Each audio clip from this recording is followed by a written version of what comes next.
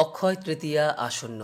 আগামী 10ই মে, 27শে বৈশাখ শুক্রবার দিন সম্পন্ন হবে এবছরের অক্ষয় তৃতীয়া। অধীর আগ্রহে আমরা প্রত্যেক বছর এই দিনটির জন্য অপেক্ষা করে থাকি, কারণ শুধুমাত্র বৈশাখ মাস নয়, বছরের অন্যতম এক শ্রেষ্ঠ দিন হিসেবে গণ্য করা হয় এই অক্ষয় তৃতীয়ার দিনটিকে, যে কারণে বিভিন্ন প্রকার শুভ ও মাঙ্গলিক কাজগুলি এই দিনেই করা হয়ে থাকে। অক্ষয় নামের মধ্যেই রয়েছে এই দিনটির মাহাত্ম্য। অক্ষয় শব্দের অর্থ যার কোনো ক্ষয় নেই, অর্থাৎ এই দিন আপনি যে কাজই করুন না কেন তার ফল আপনাকে সারা বছর, এমনকি সারা জীবন ভোগ করতে হয়, তা সে ভালো হোক অথবা খারাপ।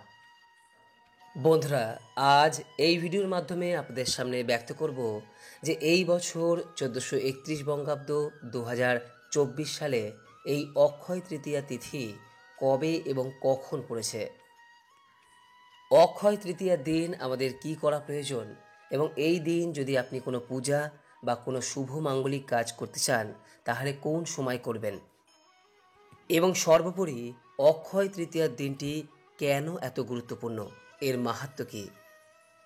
আশা করি দর্শক বন্ধুরা এই ভিডিওটি আপনাকে সমৃদ্ধ করবে। নমস্কার দর্শক বন্ধুরা, অমৃত কথা এই চ্যানেলে জানাই আপনাদের সুস্বাগতম। ভারতীয় দর্শন, শাস্ত্র এবং বিভিন্ন দেবদেবীর পূজা অর্চনা পদ্ধতি এই চ্যানেলের মূল আলোচনার বিষয়বস্তু।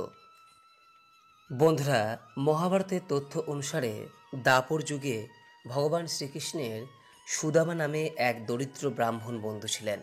সুদামা একদিন ভুলবশত কৃষ্ণের সমস্ত খাবার খেয়ে ফেলেছিলেন।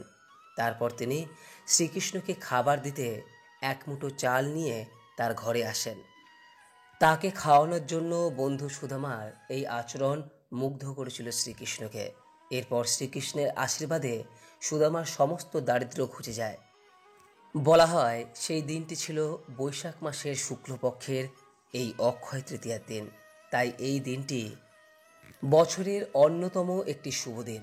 অন্যদিকে মহাভারতের আরও একটি তথ্যে উল্লেখ আছে যে কৌরবদের কাছে পাশা খেলায় হেরে যাওয়ায় 12 বছরের জন্য বনবাস ও 1 বছরের জন্য অজ্ঞাতবাসে যেতে হয়েছিল পাণ্ডবদের। তাদের বনবাসে থাকার সময়ে ফের কৌরবদের চক্রান্তে মুনি দুর্বাসা তার শিষ্যদের নিয়ে এক রাতে পাণ্ডবদের আশ্রয় গ্রহণ করতে যান, কিন্তু সেই সময় তাদের ঘরে কোনো অন্ন ছিল না। ক্ষুধার্ত মুনি দুর্বাসা অভিশাপ দেবেন ভেবে ভয় পান পাণ্ডব এবং দ্রৌপদী। ঠিক সেই সময় ভগবান শ্রীকৃষ্ণ এসে হাজির হন। তিনি এসে হাড়ির তলায় লেগে থাকা একটিমাত্র চালের দানা খেয়ে নেন, আর অবাক করা বিষয়, তাতেই পেট ভরে যায় দুর্বাসা ও তার শিষ্যদের। দুর্বাসার অভিশাপ থেকে এই অক্ষয় তৃতীয়ার দিনই পাণ্ডবদের রক্ষা করেছিলেন ভগবান শ্রীকৃষ্ণ। পাশাপাশি এই অক্ষয় তৃতীয়ার দিনেই বেদব্যাস ও গণেশজি শুরু করেন মহাভারত রচনার কাজ। রাজা ভগীরথ গঙ্গাকে মর্তে নিয়ে আসেন এই দিনে। মহাদেব আজকের দিনেই কুবেরের তপস্যায় সন্তুষ্ট হয়ে তাকে বিপুল ধন ঐশ্বর্য দান করেছিলেন, এবং কুবেরের লক্ষ্মী লাভের কারণেই এই দিন বৈভব লক্ষ্মীর পুজো করা হয়। আর এই দিনেই সত্যযুগের সমাপ্তি ঘটে শুরু হয়েছিল ত্রেতা যুগের।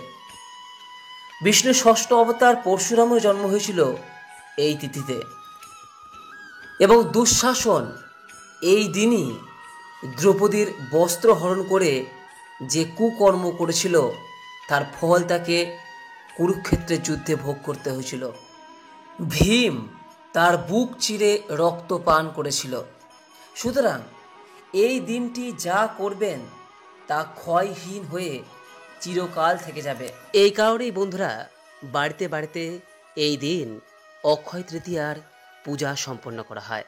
বন্ধুরা, এই বছর এই অক্ষয় তৃতীয়ার দিন যদি বাড়িতে কোনো শুভ ও মাঙ্গলিক কাজ সম্পন্ন করতে চান তাহলে সেক্ষেত্রে অবশ্যই তা সম্পন্ন করা প্রয়োজন আগামী 10ই মে, 27শে বৈশাখ শুক্রবার দিন। কারণ উদয়া তিথি অনুসারে এই অক্ষয় তৃতীয়া এই বছর পড়েছে 10ই মে শুক্রবার ভোর 5:45 থেকে রাত্রি 4:51 পর্যন্ত। তাই শুক্রবার সমগ্র দিন জুড়েই অক্ষয় তৃতীয়া থাকছে। এই অক্ষয় তৃতীয়ার অমৃতযোগের সময় হল শুক্রবার সকাল 6:43 থেকে সকাল 7:35, সকাল 10:12 থেকে দুপুর 12:48, দুপুর 2:32 থেকে বিকেল 4:17, সন্ধ্যা 6:05 থেকে রাত্রি 7:35। এই অমৃতযোগের সময়ের মধ্যে আপনি অক্ষয় তৃতীয়ার যাবতীয় মাঙ্গলিক কাজগুলি সম্পন্ন করতে পারবেন।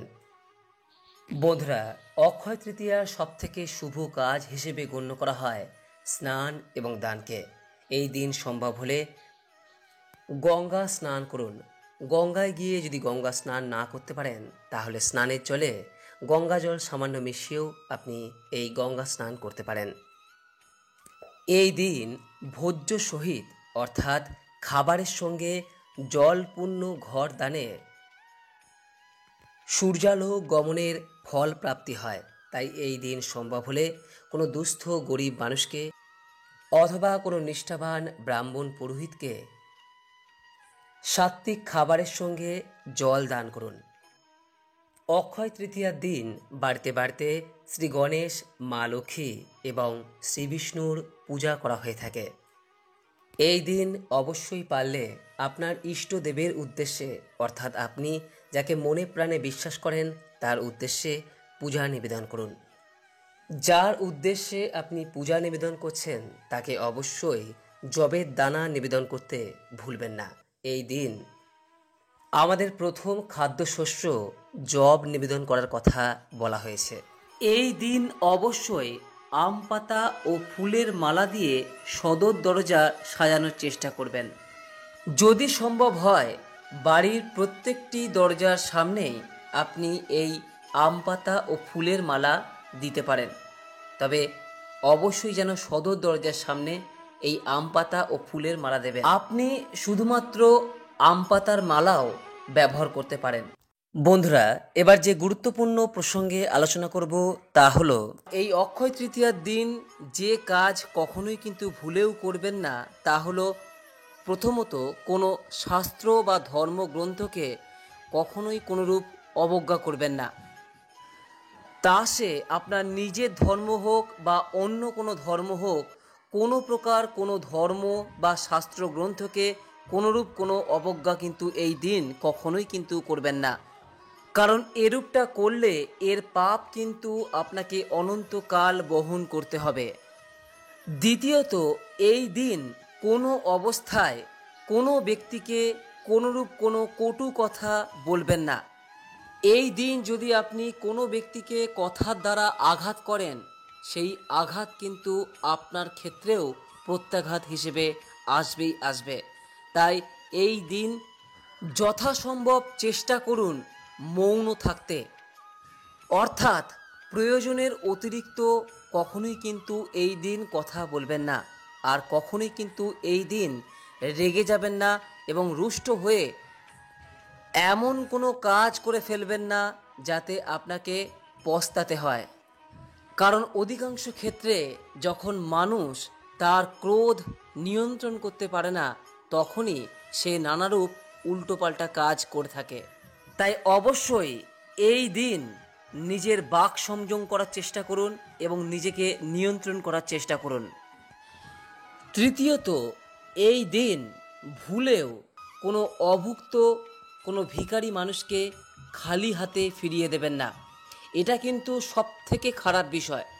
এই দিন যদি আপনার বাড়ির আঙিনায় কোনো অভুক্ত মানুষ আসে বা কোনো ভিখারি আসে, তাহলে চেষ্টা করুন আপনার সাধ্য এবং সামর্থ্য অনুযায়ী তাকে কিছু প্রদান করতে। যদি সম্ভব হয় অন্য দিন, নচেত আপনি 1 বা 2 টাকাও দিতে পারেন, কিন্তু কখনোই কোনো অবস্থায় কোনো ভিখারিকে খালি হাতে এই দিন কিন্তু ফেরাবেন না। চেষ্টা করুন এই দিন বাড়ির আশেপাশে কোনো দুস্থ ব্যক্তিকে সাহায্য প্রদান করতে, অন্ন তুলে দিতে, কারণ এই দিনের কিন্তু কাজ আপনার অক্ষয় হয়ে থাকবে। তাই দুস্থ মানুষদের সেবা এবং নিজের আপনজনদের মুখে হাসি ফোটানোর জন্য যে যে কাজ করা প্রয়োজন অবশ্যই কিন্তু এই দিন করুন। 4 নম্বর বিষয়, এই দিন কোনো অবস্থাতেই কোনো নেশাজাতীয় দ্রব্য গ্রহণ করবেন না। কারণ এই নেশাজাতীয় দ্রব্য গ্রহণ করার মাধ্যমে মানুষ অনেক সময় নিজেকে নিয়ন্ত্রণ করার ক্ষমতা সম্পূর্ণরূপে হারিয়ে ফেলে, যে কারণে এই দিন কিন্তু কখনোই কোনো নেশাজাতীয় দ্রব্য যেমন ধরুন মদ্যপান, বিড়ি, সিগারেট এগুলো থেকে সম্পূর্ণরূপেই কিন্তু দূরে থাকবেন। এই দিন চেষ্টা করুন সূর্যোদয়ের আগে ঘুম থেকে উঠতে। খুব দেরি করে কখনোই কিন্তু এই দিন ঘুম থেকে উঠবেন না। এবং এই দিন অবশ্যই নিরামিষ আহার গ্রহণ করুন এবং সকাল সকাল স্নান পর্ব সেরে নিয়ে নিজেকে সর্বদাই পরিষ্কার পরিচ্ছন্ন রাখুন। এই দিন অন্যের ক্ষতি করা বা ক্ষতি সাধনের চিন্তা করা এই সমস্ত কাজ থেকে কিন্তু নিজেকে দূরে রাখুন। কারণ এই ধরনের কাজ কিন্তু আপনার অনন্তকাল ধরে আপনাকে বিব্রত করবে এবং তার পাপ আপনাকে অনন্তকাল ধরে বহন করতে হবে। তাই ভুলেও এই দিন অন্য কারো ক্ষতি সাধন করতে যাবেন না, কাউকে নির্যাতন, কাউকে অপমান কখনোই কিন্তু করবেন না। এই অক্ষয় তৃতীয়ার দিন জপ, পূজা পাঠ এই সমস্তর জন্য অত্যন্ত শুভ বলে বিবেচিত হয়। তাই এই দিন অবশ্যই আপনার ইষ্ট দেবতাকে প্রতিটা মুহূর্তে স্মরণ করুন। দিনের একটি নির্দিষ্ট সময় তার জন্য ব্যয় করুন। অবশ্যই এই দিনের আপনার এই কাজ সম্পূর্ণরূপেই অক্ষয় হয়ে থাকবে। তাই চেষ্টা করুন এই দিন সকালবেলায় অথবা সন্ধেবেলায় অথবা পূজার সময় যে কোনো একটি সময় আমাদের বৈদিক শাস্ত্রে উল্লেখিত যে কোনো একটি মন্ত্র 108 বার জপ করতে। এক্ষেত্রে আপনি মহামৃত্যুঞ্জয় মন্ত্রটিও জপ করতে পারেন অথবা গায়ত্রী মন্ত্রটিও জপ করতে পারেন অথবা খুব সহজ সরল কৃষ্ণ মন্ত্রটিও জপ করতে পারেন। তবে যখনই মন্ত্র জপ করবেন তখন 108 বার অবশ্যই জপ করবেন। আশা করি দর্শক বন্ধুরা এই ভিডিওটি আপনাকে সমৃদ্ধ করেছে। ভালো লাগলে লাইক করবেন, শেয়ার করবেন। সকলেই এই পবিত্র অক্ষয় তৃতীয়া দিনটি সুন্দর করে পালন করুন এই কামনা রেখে আজকের মতো ভিডিওটি এখানেই শেষ করলাম।